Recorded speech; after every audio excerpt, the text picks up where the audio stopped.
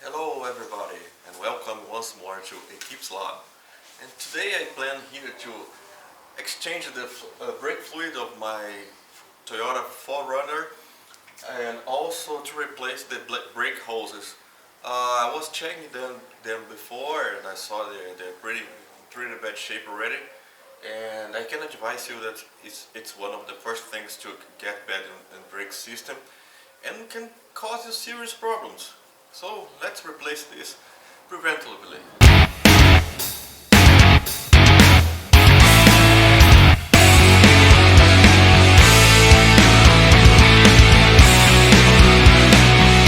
Well, there are basically three ways to do this. One way, you use a tool like this.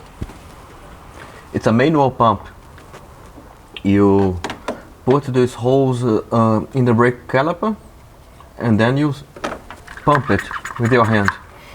And this way old fluid will be pumped out from the system. The second way is this one. An automatic tool that you connect to the car battery, and with a touch of a button it pumps new fluid in and expel old fluid out. Just this way. And the third method, that's the cheapest one, also requires the help of a friend or of your wife if you can convince her. When you put new fluid here, you have to ask her or him to press the brake pedal while you release the bleeding valve. I'm trying to do here the two methods with the tools because I have no one to help me now, but I think it's easy to find out how to do with the help of a person. But first thing you should do is to drain the old fluid out from the reservoir, because it will make everything easier. There will be less old fluid for you to try to expel out. I use a syringe for that, and you can use this manual pump too if you have one. It's very important to do this before starting.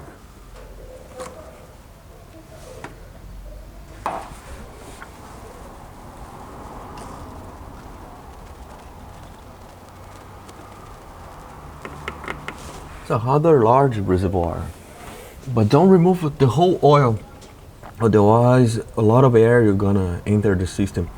Leave a minimum there above the drains.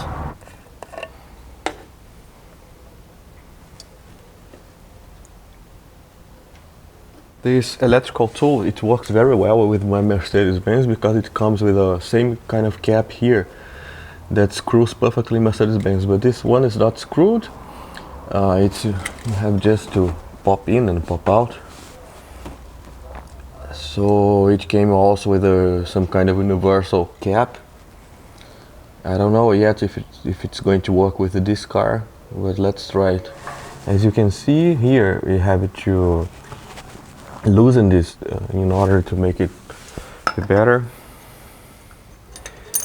The ideal tool to use here is a flared wrench, but I don't have any, so I have to use this normal open one.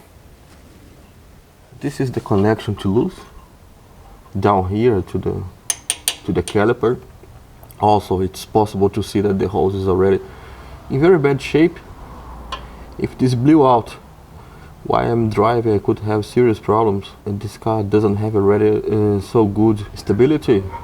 So imagine without one brake hose, problems would be big. So let's keep on loosening this. There is also one clamp here that you have to pull up to lose the hose, to let the hose loose.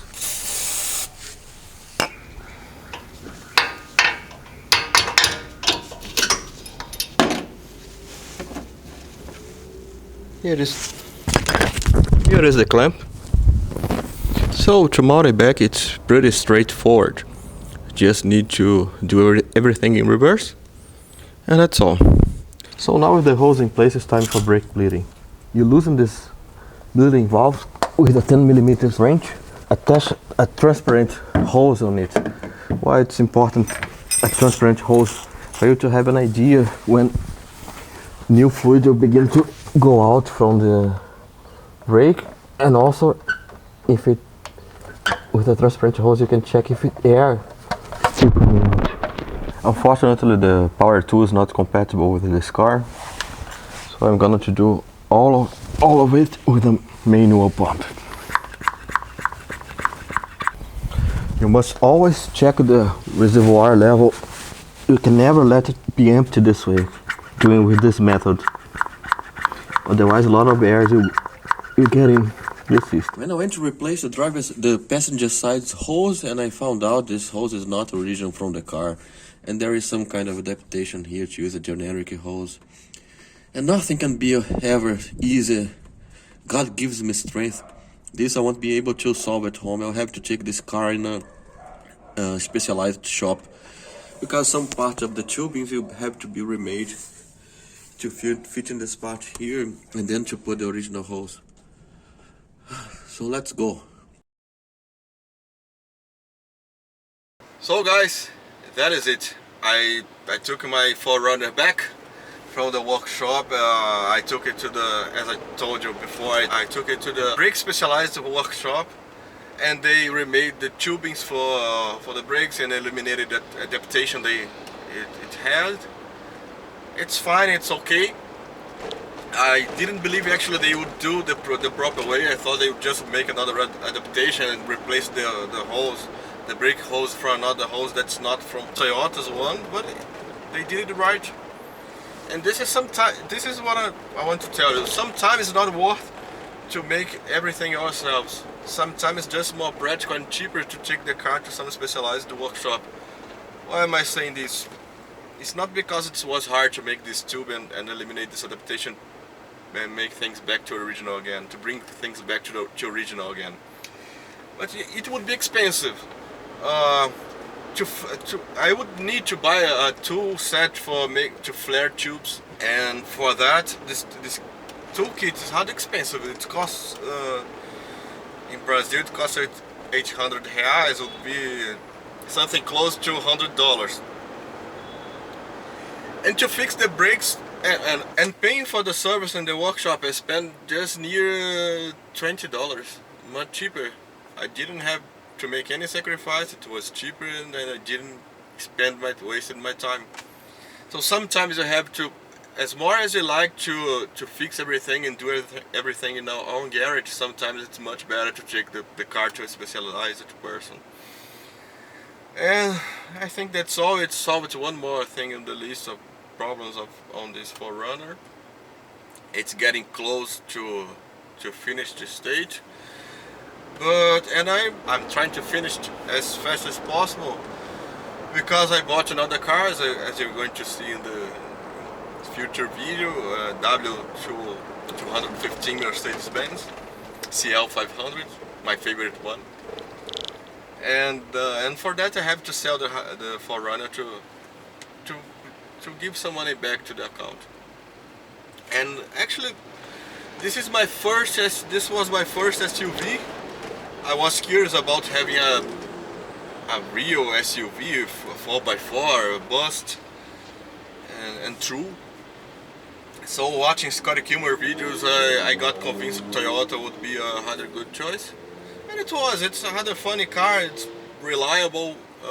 I don't think it's much cheaper to maintain than a Mercedes-Benz, or even if it's cheaper at all. I think parts, if you buy genuine parts, they're practically the same price. And I think Mercedes is much better, well made. Parts are better. Everything is better. So that's the reason I'm going to sell this car too, because for the price of this car maybe I can have even another older Mercedes. And also this drinks as much fuel or even more than my V8 Mercedes. It's 6 cylinders 3.4, and doesn't give you back for the cost, for the running cost. It doesn't give you back as much comfort as Mercedes. Not as much quality, not as much power. So I think it's not so useful for me. It's a good car. You have a lot of space. You can carry your things back and forth. Actually, I've used this several times to help friends bring their stuff. I practically moved one friend of mine from Rio to here to Paraná, to Curitiba. Half of her house of stuff to the ceiling of this, to the roof, lots of things. And this car accepted the challenge and did it well. But I'm going to finish and it's time for sale. It's time for sell it. And maybe to add something back, something cooler in the garage. Or save the money for better opportunities in the future. So that is it. I hope you liked this video. Please, if you liked, hit the like button and subscribe to my channel. Hit the bell notifications and to keep on following me on my crazy stuff I do in my garage and so on. And you see here a little bit of Curitiba. I hope you're enjoying this place. There is a very cool Ford for sale there next to E63 BMW. So guys, thank you very much and I hope this was fun for you. See you.